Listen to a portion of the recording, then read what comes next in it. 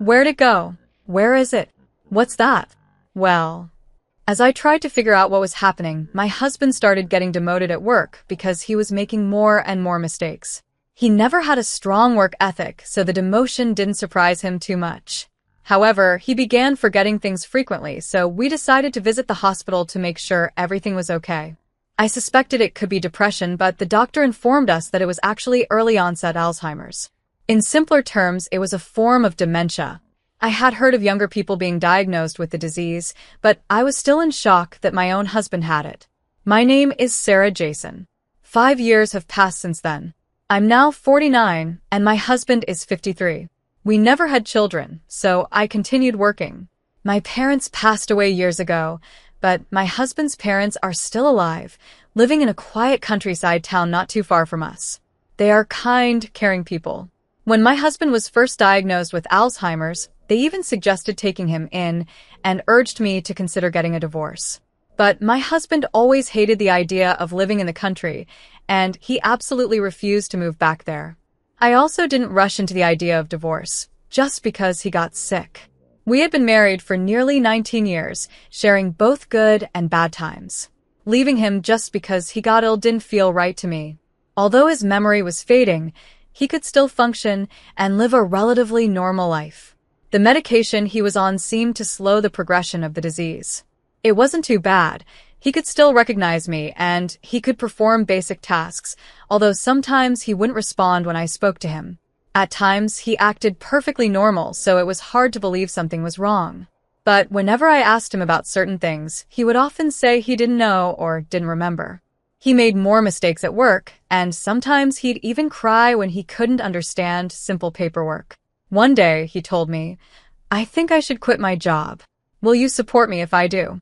Seeing how anxious he was, I couldn't bring myself to say no, so he ended up quitting. Since then, he rarely leaves the house, spending most of his time at home. He's not causing any real trouble, just occasionally leaving things out or making a mess in the kitchen. It's nothing too serious. He isn't bothering anyone, so I considered it manageable. I did talk to the doctor about hiring someone to care for him while I was at work, but the doctor reassured me that my husband still had enough awareness to sense danger. He said we could discuss more options when the disease progressed. For now, the doctor advised me to remind my husband to lock the door and not to go outside alone. I still worried about whether he'd be all right, but my husband often insisted that he could handle being alone. Sometimes he'd even snap at me if I pushed too hard. "Shut up. I'm sick. Stop confusing me even more," he would shout. "Be more understanding." Feeling overwhelmed, I started to let things go. 5 years before my husband's diagnosis, when I was 39, I had been promoted to a section manager at work. With the promotion came a salary boost, so when he left his job, we didn't face immediate financial struggles. We also had some savings, so there was no need to panic. Thankfully, our savings have stayed untouched. I'm grateful that I kept working through it all. My only wish is for life to continue as normally as possible. However, something strange has been happening lately, and it's been bothering me. Things keep disappearing. Items I cherished, like brand name bags, shoes, and clothes I had just bought, have gone missing. These were expensive things I had saved up for, treating myself every now and then. I searched everywhere, thinking I might have placed them somewhere unusual, but I couldn't find them. When I asked my husband, he simply said, "I don't know." "Do you remember taking them anywhere?" I asked. "No, I don't remember," he replied. And that's all he would say, repeating it over and over. I started to wonder if his illness had progressed to the point where he didn't even remember taking things out of the house.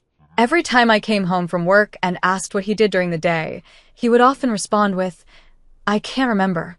The doctor had told me that the progression of Alzheimer's could be slow in some cases and faster in others. But lately, I couldn't shake the feeling that his condition was getting worse more quickly than expected. If that was true, I worried even more about leaving him alone while I was at work. If he started wandering off, I wouldn't be able to handle it all by myself. I was so worried about my husband's condition that I secretly installed surveillance cameras around the house. My biggest fear was that he might start wandering outside or bothering others. If that happened, I would need to step in and handle it immediately. A week later, After my husband went to bed, I nervously sat down to review the footage. What I saw on the screen was far beyond anything I had imagined. My heart dropped. There on the video was my husband bringing another woman into our home. For the past 5 years, I hadn't had a real conversation with him. He always gave vague answers whenever I asked anything, but on the footage, he was talking to this woman with ease, like nothing was wrong with him at all. It was hard to believe that this was the same man diagnosed with dementia. What shocked me even more was when I realized who the woman was. It was the doctor who had diagnosed my husband with Alzheimer's. The same doctor who worked at the hospital where my husband's company sent him for checkups. Was this some sort of cruel joke? Were my husband and the doctor in on this together? Or worse, was the whole diagnosis a lie? As I listened to their conversation, I heard my husband's voice clearly on the video. "Are you sure she hasn't found out yet?" "Not at all," the doctor replied. "Dementia is such a convenient disease. I don't have to work, and anytime something comes up, I can just say I don't remember." I couldn't believe what I was hearing. My husband, the man I had been supporting for years, working hard to take care of, was using his illness as an excuse to live an easy life while I carried all the weight. "You're terrible," the doctor teased. "You make your wife work while you relax at home and sneak me in here." "Hey, it was your idea when I said I wanted to quit working," my husband said, laughing. "You said it would be perfect, and it was. I didn't think it'd work out this well." The woman crossed her legs and laughed with him. So smug. "She's making all this money now. She got promoted, right? Earning more than me and probably looking down on me. But thanks to her, we get to enjoy this time together." My husband laughed. "Well, she's basically my ATM now, so she better keep working hard." Damn. That's what he called me. And if that wasn't enough, the woman asked him, "Didn't you call her your housekeeper the other day?" "Yeah, housekeeper and ATM," he chuckled. I was frozen, staring at the screen. My mind couldn't process what I was hearing. The words from the video kept repeating in my head. And then my husband said something that stung even more. "Oh, by the way, don't take too much stuff out of the house." My wife started to notice things missing. The woman shrugged.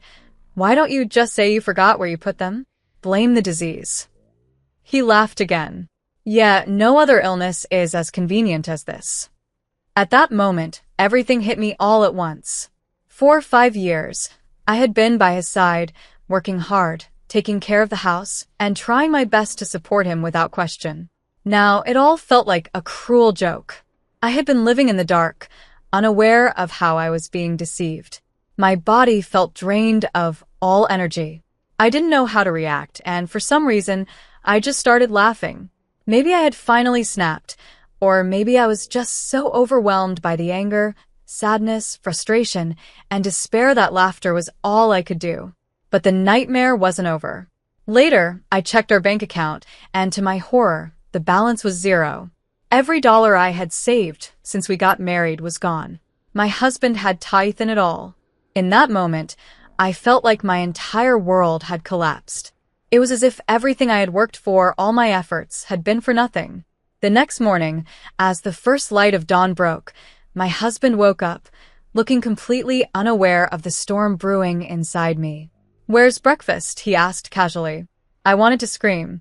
I wanted to grab him and demand answers, but I held back. He still had no idea that I knew everything. The urge to confront him right then and there was overwhelming, but I managed to resist. "What are you planning to do today?" I asked, my voice trembling slightly. He looked at me, confused. "Why are you asking me that?" "I'm just curious," I replied, barely holding back my anger. "What do you do at home all day?" "Well, you know I'd love to work like you do," he said with a fake smile. "But I'm sick, so I just try to stay out of trouble." How could he lie so easily? I could barely look at him. I thought about filing for divorce, using his cheating as grounds for alimony. After everything I had learned, I had every reason to leave him.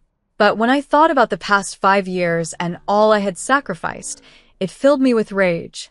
I broke down in tears, overwhelmed by the unfairness of it all. People who do such cruel things usually try to joke their way out of it or offer weak excuses. But no matter what, nothing could justify what he had done. A few days passed as I tried to figure out my next move. Just seeing his face made me sick to my stomach, but I remained patient. I kept the cameras rolling, and my husband continued to act as if nothing had changed. He still brought the doctor into our home when I was away. One day, I casually asked him, "Hey, did anyone come by today? I thought I smelled someone else in the house." Someone might have dropped by," he said, scratching his head. "Maybe it was a salesman, but I don't remember." I could hardly contain my disgust, but I forced myself to smile. "So, how are you feeling? You seem to be doing better lately. Are you getting better with the treatment?" "I don't think so. If anything, I feel like my memory is getting worse," he said, sounding almost convincing. "The doctor said once you have the disease, you can slow it down, but you can't cure it."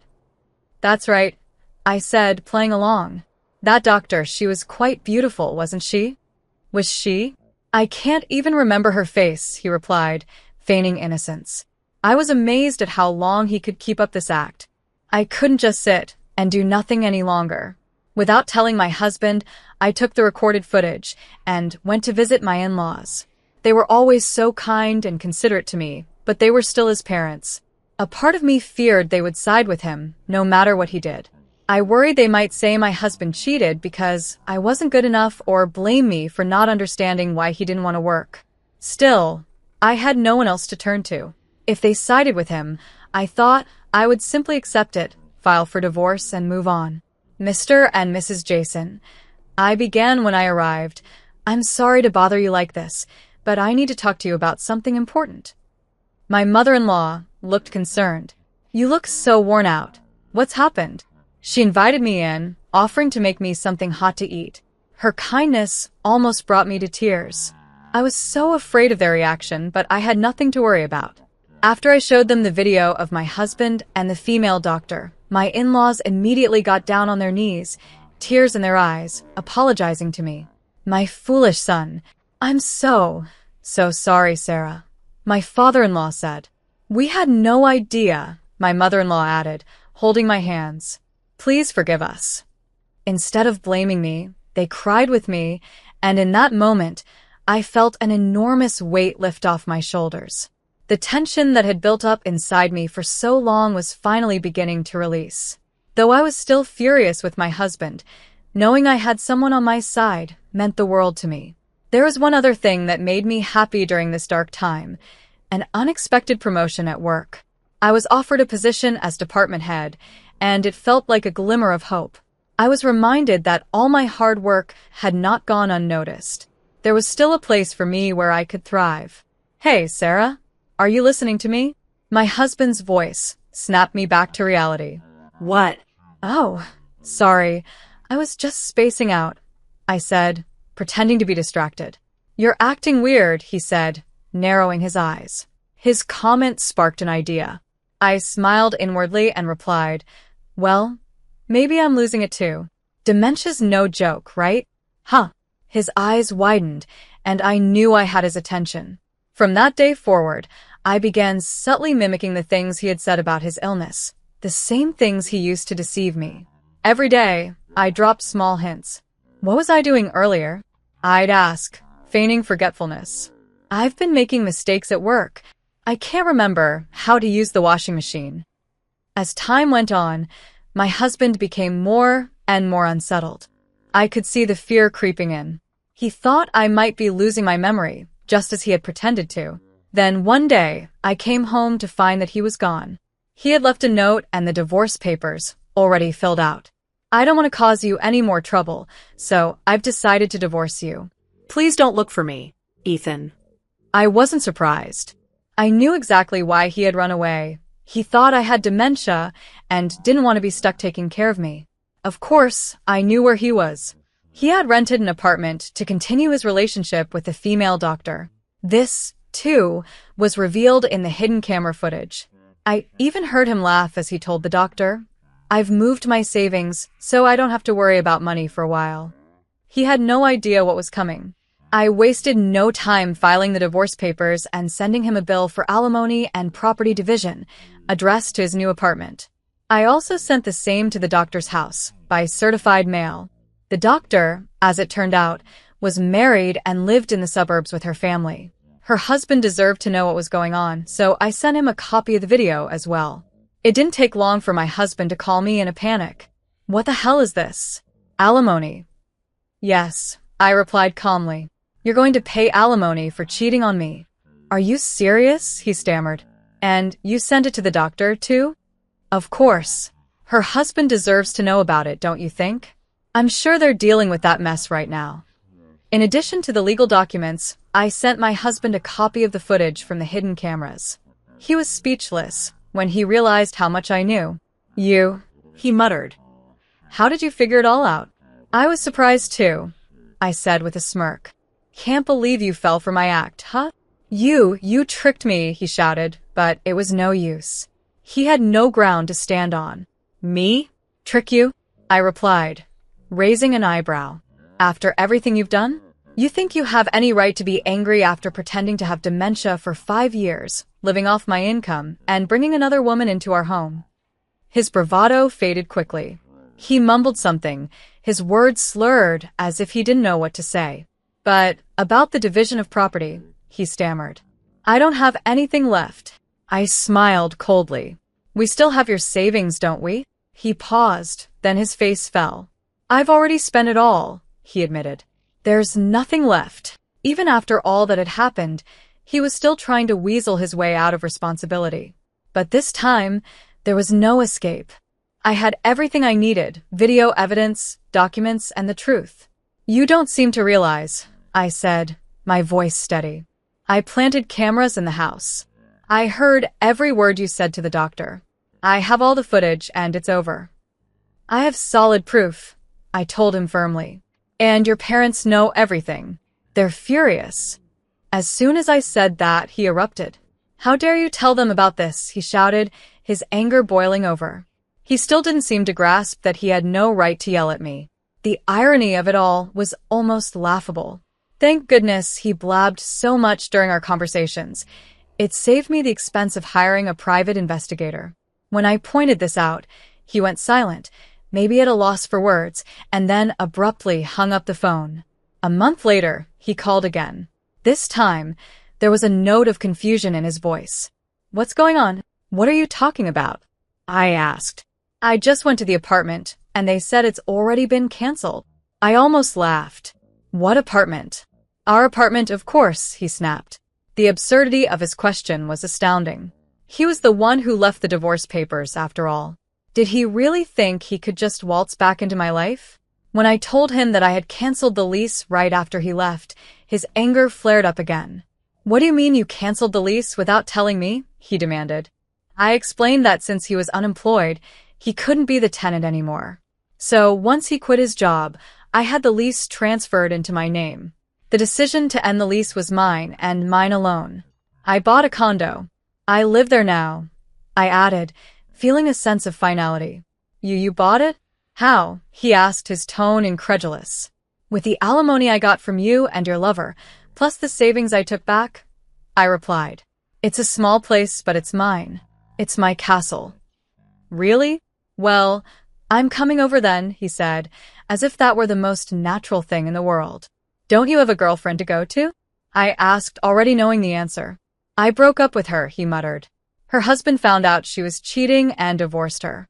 She's in a mess, lost her reputation at the hospital, got sued for making a diagnostic error, and now she's in debt.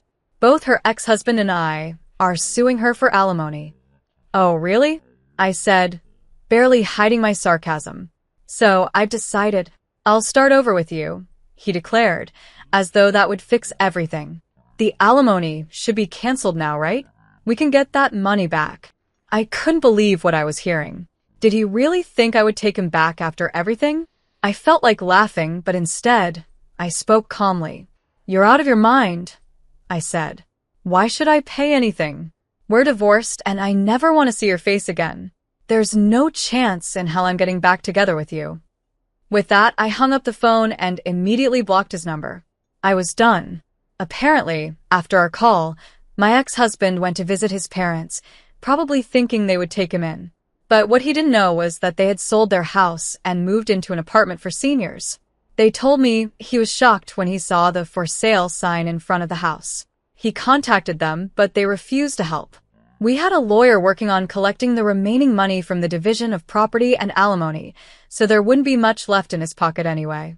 He had lost his job, couldn't pay the rent on his apartment, and was eventually evicted. With nowhere else to turn, he must have gone to his parents, only to find they had anticipated this and moved out to avoid him coming back. His parents later told me, if we had stayed, he might have tried to move back in. We couldn't let that happen, Sarah. We didn't want you to suffer because of him. From what I've heard, he's now working as a live-in employee at a factory. But his laziness hasn't changed. He's constantly getting yelled at by younger employees, and they've even resorted to beating him up. Despite his dire situation, he continues to reach out to his parents for help, but they've brushed him off every time. Several months have passed since the divorce, and I'm still in touch with my former in-laws. They're like real parents to me, always concerned about my well-being. I plan to stay close to them and take care of them if they ever need me. As for me, I've been promoted to department manager and my salary has increased. Life is peaceful now, and I'm fully enjoying my time alone.